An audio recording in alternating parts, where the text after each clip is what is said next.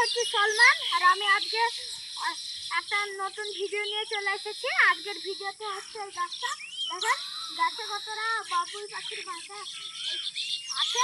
আর আমি আর একটা গাছে রেখেছিলাম, ওটাই এরকমই ছিল বন্ধুরা।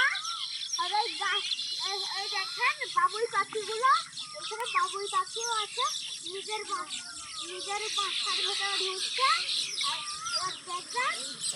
এবার একটা একটা করে বার হবে বন্ধু।